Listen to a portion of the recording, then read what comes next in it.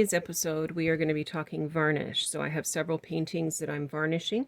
So I thought I would show you some of the things that I use. I use a number of different types of varnish depending on the finish that I want. So each varnish comes with a different finish. You could have a matte varnish, which is going to give you no shine at all. You could have a gloss varnish, which would give you a super shiny finish when it's dried, or you could have something like a satin, which is kind of like an in-between. It will have a very, very slight shine to it when you move it around, but otherwise does not. And so it's a beautiful finish as well. So depending on the type of work that you're doing, you can choose which finish you want. And I highly recommend trying and sampling them and on smaller pieces to decide what you would like for larger pieces. So today I'm using Liquitex Matte Varnish. I have a dried oil painting on wood. Okay, so I have already scanned my painting or photographed my painting. So I do this before any varnish is applied. So at this point, you want to make sure that it's completely dry and been dusted off, that there's no little particles anywhere. You want to clean up your area so that you don't have any dust particles that are going to be knocked up and land on the varnish. Today I'm going to be using a soft fan brush to be applying, or you can also use a sponge brush. Okay, so I'm going to now pour about I'm a Canadian, so I'm going to say a loonie size amount on my painting here. And then I'm just going to gently spread it around, and you can right away see the difference. But when it dries, it's going to be matte.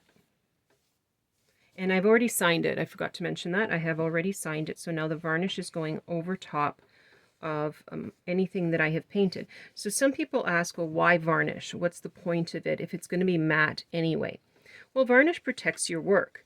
So for example, if I have a varnish and someone wants to clean my painting, all they have to do really is dust it. But let's say accidentally someone doesn't realize that's what they have to do, and they accidentally go over it with a wet cloth. So the varnish would protect the paint underneath it from any damage.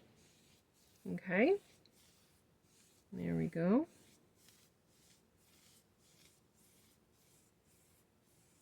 And I generally do 2 coats. Okay, so the first coat,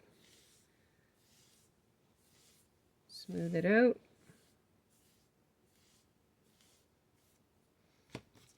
And I'm just going to go over it with this one. I like to create like brush strokes, so I will go back and forth. I know some people like it super smooth.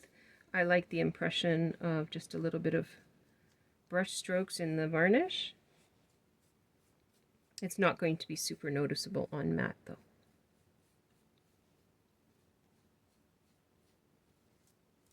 There we go.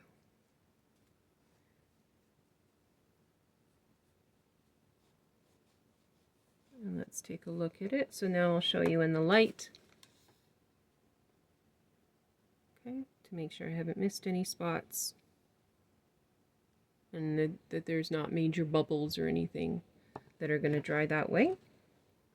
And now I'm going to put it in a container with a lid.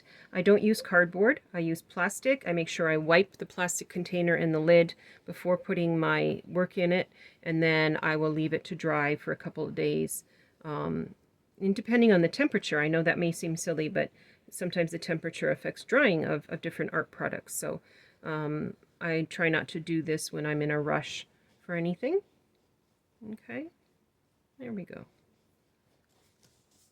And I have done the first coat of varnish. Okay, so again, the product that I used was Liquitex Matte Varnish.